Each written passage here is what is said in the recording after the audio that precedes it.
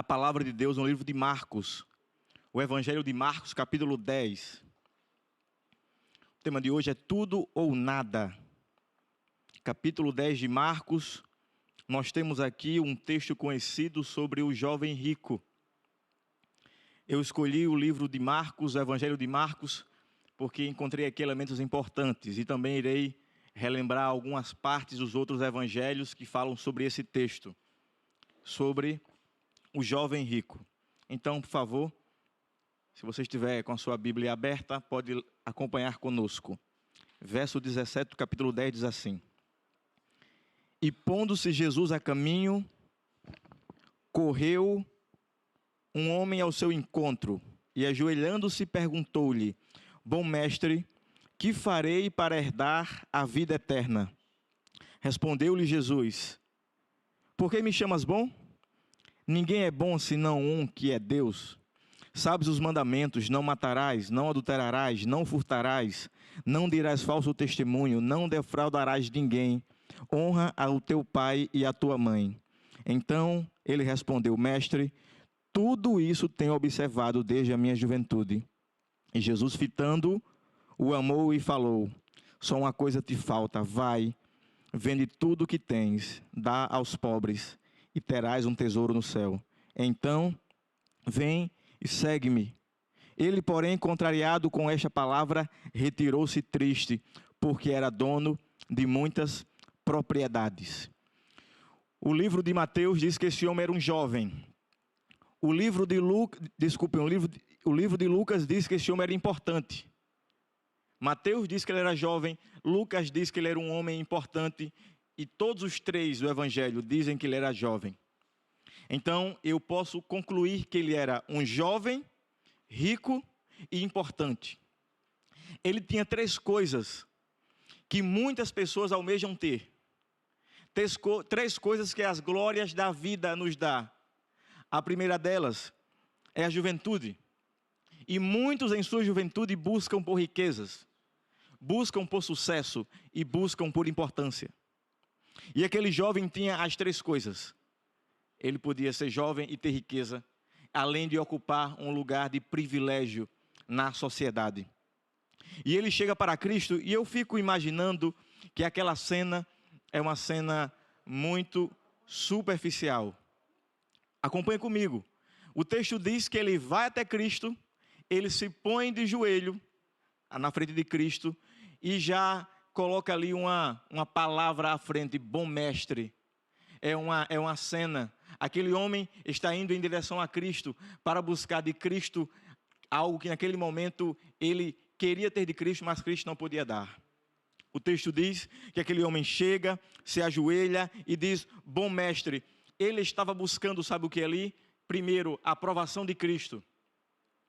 Nos dias de Cristo era comum que os homens buscassem ser discípulos de algum mestre. Era comum naqueles dias. E nós temos duas escolas tradicionais daquela época. Era a escola de Hilel e a escola de Shammai. Hilel, ele buscava ali a sabedoria, e Shammai buscava o cumprimento das leis. Mas Cristo era independente dos dois. Quando aquele homem vai a Cristo e o chama de bom mestre, ele queria alguém para seguir. Mas ele foi a Cristo.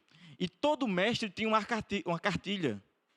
A cartilha era o que cada aluno deveria fazer para pertencer à escola daquele mestre.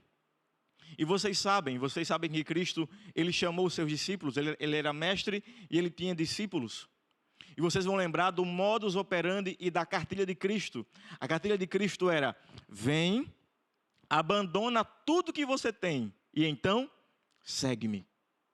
E aquele homem não esperava que Cristo ia chegar e dizer isso para ele, porque ele queria de Cristo aquilo que Cristo não poderia dar. E o texto diz que aquele homem chega para Cristo e diz assim: bom mestre, e Cristo já o repreende. Cristo diz: olha, bom só existe um, que é o Pai. Bom só existe um, que é o próprio Deus. E olha, Cristo fala assim: você conhece os mandamentos? Você sabe quais são os mandamentos? E aí Cristo fala para ele quais são os mandamentos. Agora eu queria que você prestasse atenção em um detalhe. Cristo fala os seguintes mandamentos para ele. Diz assim: você sabe os mandamentos? E Cristo diz: não matarás, não adulterarás, não furtarás, não dirás falso testemunho, não defraudarás ninguém, e honra ao teu pai e à tua mãe. Talvez você saiba do que eu vou falar, e alguns talvez não saibam. As tábuas da lei, elas eram divididas em duas partes. A primeira tábua estava o amor a Deus. Os 4 primeiros mandamentos que falavam do amor a Deus. A outra tábua estava o amor ao próximo. E você já prestou atenção que Cristo refere-se àquele homem apenas falando da segunda tábua? Sabe por quê? Porque ele tinha uma relação vertical. A relação dele com Deus era uma relação que ele mostrava ser completa.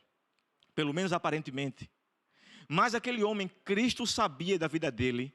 E Cristo tinha certeza que aquele homem não cumpria o que estava na segunda tábua da lei.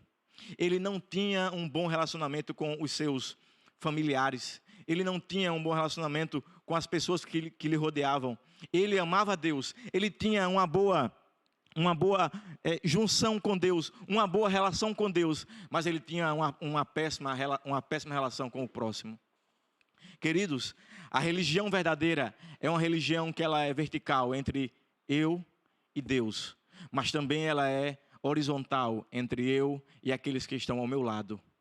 A religião só é verdadeira se ela transbordar no amor aos outros, no amor ao próximo.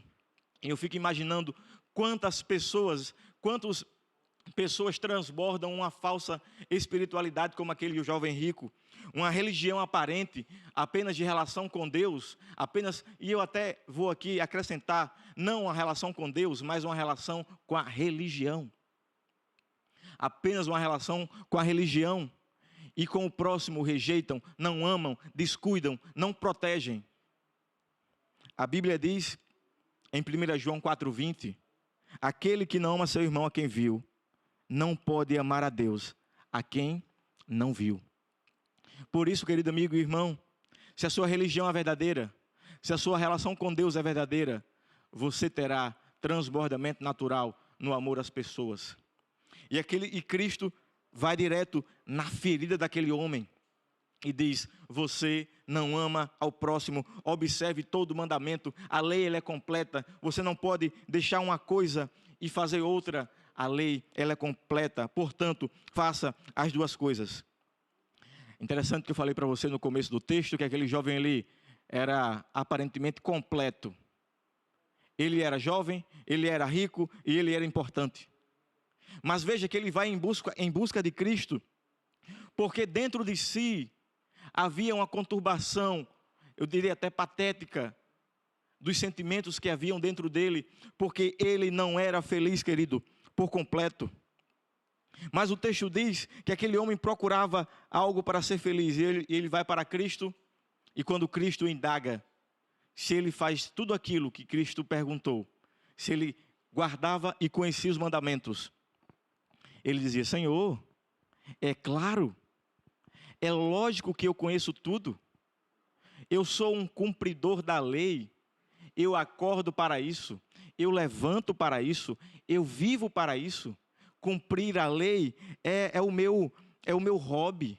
Fazer o que Deus, o que a religião manda é um hobby. Alguns historiadores, alguns estudiosos, alguns teólogos chegam a dizer que aquele homem era filho de pessoas que estavam à frente da religião. Se ele estivesse hoje, talvez fosse um pastor, um líder de igreja, alguém que estava todos os dias olhando nos olhos das pessoas e vivendo a religião, vivendo a prática da lei, vivendo a prática da religião, mas possivelmente vivia uma vida vazia, porque ele tinha algo dentro dele que era incompleto.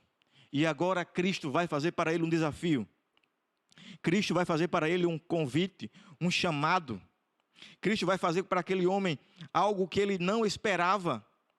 E Jesus começa a orientar ele, porque Cristo, ele começa com amor mas ele dá também o caminho. O texto diz, no versículo de número 21, diz assim: e Jesus fitando-o.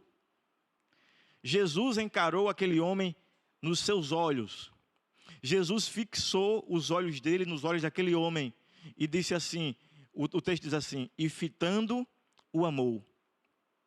Eu fui procurar qual palavra, na linguagem original, nós temos apenas uma palavra para amor em português, mas em grego nós temos várias palavras para definir amor. E a palavra aqui, definida por amor, é a palavra mais profunda que fala sobre amor. É uma afeição total e completa de amor a alguém. É uma afeição total de amor a uma pessoa. E o texto diz: Cristo fixando a ele o amor. Cristo olhava para aquele homem e não julgava ele pelo que fazia ou deixava de fazer. O olhar de amor de Cristo é um olhar universal. Ele vai a todas as pessoas. Ele vai a cada casa. Ele vai a cada família. Ele visita cada lar. O amor de Cristo é um amor fixo. E olha, Ele não vai te condenar. Hoje, Cristo vai olhar para você com um olhar de amor, com o mais sincero amor, como olhou para aquele jovem, com um olhar de amor sincero e profundo. O texto bíblico diz que Ele olha para aquele jovem, Ele ama aquele jovem, profundamente compadecido daquele jovem, Ele dá um curso de ação para aquele jovem. Ele dá uma rota, Ele dá um caminho para que aquele jovem siga, mude sua vida e seja feliz, porque o olhar de Cristo e o amor de Cristo não é um amor barato, é um amor total e um amor completo. É um amor que leva e conduz as pessoas para as ações corretas. Queridos, nós fazemos porque amamos a Cristo. E se amamos a Ele, mudamos nossas ações. Com Cristo, nós temos que fazer o que Ele manda. Não apenas porque Ele manda, mas porque nós amamos a Ele. E você sabe o que Cristo mandou ele fazer. Cristo olhou para aquele homem de maneira profunda e disse: vai, vende tudo o que você tem, dá aos pobres e terás um tesouro no céu. Então vem e segue-me. Aquele homem recebe de Cristo um desafio. E sabe qual era? Era de vender tudo que ele tinha.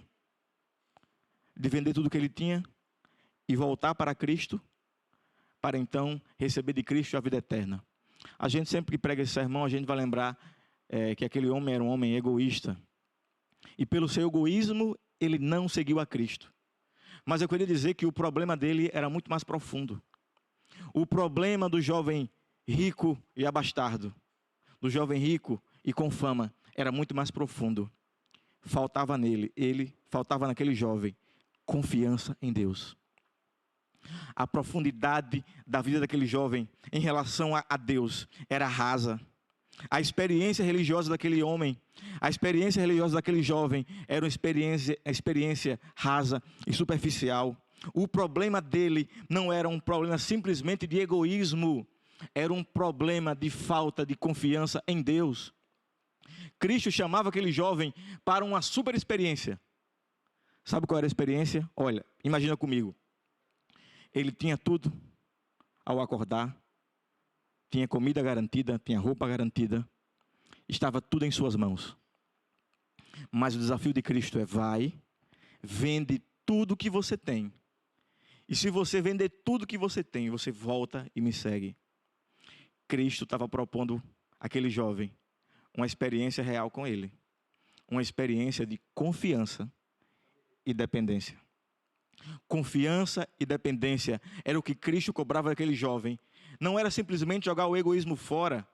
Não era simplesmente deixar do dinheiro ser o seu Deus, mas o fato de confiar nele. Vocês imaginam agora que história impressionante ressoaria pelo século dos séculos, de um homem rico que foi e vendeu tudo que tinha para viver uma experiência real com Cristo, e mais à frente ele poderia dizer às pessoas: olha, um dia um mestre chegou até mim, me chamou para ter confiança nele, e eu confiei nele, eu acreditei em suas palavras, e eu fui atrás dele, vendi tudo que eu tinha, eu padeci fome, eu sofri, mas eu sou feliz e completo. Não há nenhum vazio em minha vida, não há nenhum vazio em meu coração. Hoje eu sou um homem completo.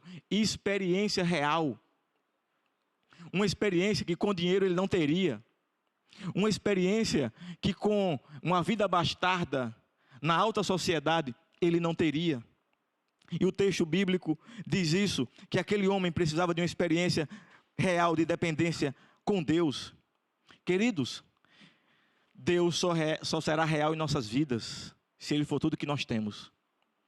E saiba de uma coisa, a nossa experiência que vivemos hoje como igreja, como família, de maneira individual, é um chamado a Deus para a confiança e dependência nele. Muitos homens e mulheres, talvez outros setores da sociedade, estavam confiantes demais no seu dinheiro, confiantes demais na economia, confiantes demais no seu trabalho, e as coisas foram decaindo, e a economia hoje ninguém sabe para onde vai, e agora nós estamos em solo movediço, e Deus deve ser tudo, completamente tudo que temos e tudo que nos resta. Enquanto confiarmos em nossas forças, enquanto confiarmos no que temos, Deus não poderá agir em nossa vida, assim como Cristo não pôde agir na vida daquele jovem rico. Você veja que o texto, ele é um arco. Ele se completa como uma parábola. Ele começa com um jovem sorridente, chegando ali entusiasmado, falando com Cristo, e termina com ele triste, amargurado, pesaroso. E ele diz assim: não dá para mim, não dá para mim, eu vou em busca de outra pessoa. Talvez ao sair dali, aquele homem tenha procurado um outro mestre, para que as suas qualidades fossem valer a pena. Mas ele não pôde seguir a Cristo, porque o seu punho, as suas mãos estavam fechadas para receber as bênçãos de Deus. Não tinha confiança, não tinha dependência, não tinha entrega total, porque Cristo não era tudo que ele tinha. Enquanto ele confiasse no dinheiro, Cristo não poderia ser tudo que ele tinha. Os discípulos ficaram chocados com aquela cena, porque para o judeu, o dinheiro conta muito, para todos nós, mas para o judaísmo, o dinheiro era sinônimo de bênção de Deus. Eram as bênçãos de Deus caindo. O problema, irmãos, não é a riqueza em si, mas confiarmos na riqueza. É bom ter as coisas que o dinheiro pode comprar, desde que você não perca as coisas que o dinheiro não pode comprar. Aquele homem não podia ter Cristo, porque ele tinha ele mesmo. Aquele homem não podia ter Cristo, porque ele não confiava em Cristo. Quando confiarmos nele, e ele for tudo que nós temos, nós podemos ter de fato uma experiência real e verdadeira com Cristo. Você vai ver na sua tela agora a história desse jovem que até virou filme. O nome dele é Aaron Ralston, ele é americano. E ele resolveu um dia, sozinho, sair na cidade onde ele vivia, no condado de Wayne, em Utah. Ele resolveu escalar um cânion chamado Blue John Canyon. E ao ir para aquele cânion, ele foi sozinho, como ia de muitas vezes, e de repente, uma pedra de 500 quilos rola sobre o seu braço. Você verá na próxima imagem. E aquela pedra cair em seu braço, no seu braço direito, ele agora, os dias foram passando, e esta é a foto do terceiro dia, em que ele estava ali, sofrendo, com o braço já com problemas, granguenando, e ele faz um torniquete, porque se ele não fizesse o torniquete naquele momento, ele perderia a vida. No quarto dia, ele pensou: só tem um jeito de eu sair daqui, é se eu arrancar e tirar de mim aquilo que está me prendendo aqui. E ele olhou para o que ele tinha no seu material de primeiros socorros, era uma faca, e ele teve a triste, mas a única saída para a vida dele. Ele teve com aquela faca amputar o seu braço. Aquele jovem, com o torniquete que fez, arrancou a parte que já estava podre. Depois ele saiu, procurou ajuda, procurou um carro na estrada, foi levado ao hospital.